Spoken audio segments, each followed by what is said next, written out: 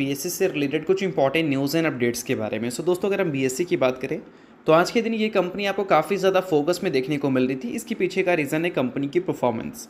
But अगर देखा जाए तो कंपनी से रिलेटेड पिछले कुछ टाइम में कुछ इंपॉर्टेंट न्यूज़ हमें ज़रूर सुनने को मिल रही है, जो कि एज ए इन्वेस्टर आपको उन सारी न्यूज़ को नोट करके ज़रूर चलना चाहिए।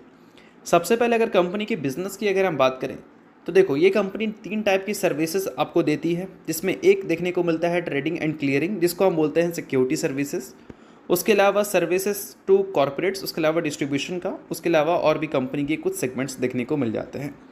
अगर रेवेन्यू स्प्लिट देखोगे 2021 के फाइनेंशियल ईयर के डेटा के हिसाब से, तो सिक्योरिटी सर्विसेज कंपनी को टोटल रेवेन्यू का 44% देता है और services to corporates total revenue का 45% देता है। और अभी के टाइम पे रेवेन्यू कंट्रीब्यूशन सिक्योरिटी सर्विसेज से कंपनी को काफ़ी ज़्यादा बेटर मिल रही है पहले के कंपैरिजन में। तो इस वजह से इस सेगमेंट की जब भी अपडेट आती है तो उसे कभी भी इग्नोर नहीं करना चाहिए। अब पहली अपडेट यहाँ पर इस सेगमेंट से रिलेटेड हमें ये देखने को मिल रहा है कि अभी बीच में क्या हुआ था कि इक्विटी डेरिवेटिव मार्केट के जो वॉल्यूम्स थे उसमें एक बड़ी क्रैश हमें विटनेस करने को मिली थी। क्यों? क्योंकि सेबी ने जैन स्ट्रीट को बैन कर दिया था इंडियन स्टॉक मार्केट से। वो एक इंटरिम बैन था, ऐसा भी हम बोल सकते हैं। उसके बाद हमें काफ़ी सारे नेगोशिएशंस देखने को मिली। उसके बाद हमें रिपोर्ट से भी आता हुआ दिखा कि चीज़ें अब शॉर्ट आउट हो चुकी हैं। कुछ रिस्ट्रिक्शन ज़रूर रहेगा, बट जैन स्ट्रीट वापस से मार्केट में ट्रेड कर सकती है। बट अभी के टाइम पे न्यूज़ हमें ये देखने को मिल रही है कि जैन स्ट्रीट ने केस फाइल कर दिया है अगेंस्ट सेबी, और ये जो केस फाइल किया गया है वो डॉक्यूमेंट शो ना करने को लेकर किया गया है। अब इस चीज़ को मैं थोड़ा सा डिटेल में आपको समझा सकता हूँ। देखो, यहाँ पर मेंशन है यहाँ पर कि जो मार्केट रेगुलेटर है यानी कि सेबी, वो जो है जैन स्ट्रीट को प्रोवाइड नहीं किया है प्रॉपर डॉक्यूमेंट्स। और वो डॉक्यूमेंट्स किससे रिलेटेड होगा? ऑब्वियस सी बात है कि जो एलिगेशंस लगी है मार्केट मैनिपुलेशन से रिलेटेड जैन स्ट्रीट के ऊपर, उससे रिलेटेड। तो वही सारी चीज़ों को लेकर जैन स्ट्रीट ने अब बोल सकते हैं केस फाइल कर दिया है सेबी के ऊपर। अब चीज़ें कोर्ट तक जाएंगी। अब सेबी के पास भी पैसे की कमी नहीं है। जैन स्ट्रीट तो यूएस की फर्म है, तो उनके पास भी कोई पैसे की कमी नहीं है।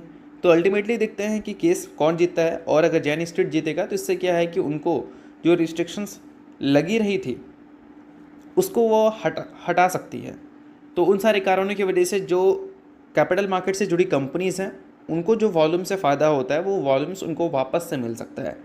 तो इन्हीं सारी चीज़ों की वजह से बोल सकते हैं कि बीएससी और बाकी जो कैपिटल मार्केट से जुड़ी कंपनीज आज के दिन परफॉर्मेंस अच्छा की है, उसका एक बड़ा रीज़न ये भी हो सकता है।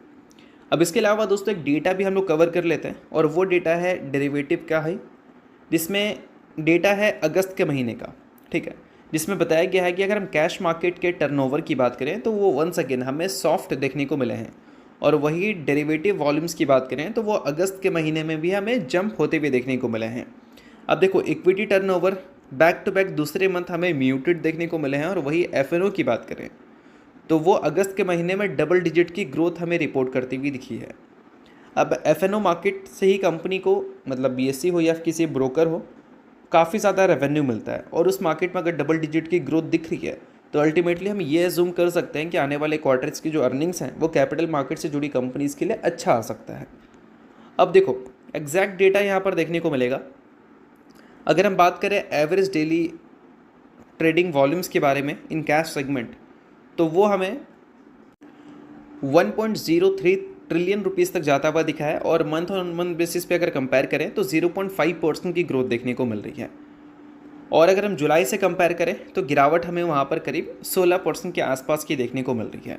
और वही यहाँ पर डेटा ये बताता है कि वही इक्विटी डेरिवेटिव वॉल्यूम्स की अगर हम बात करें तो उसमें हमें इस बार डबल डिजिट की ग्रोथ विटनेस करने को मिली है। तो यही सारी चीज़ों की वजह से बोल सकते हैं कि जो कैपिटल मार्केट से जुड़ी कंपनीज हैं उनकी परफॉर्मेंस थोड़ी बेटर देखने को मिली।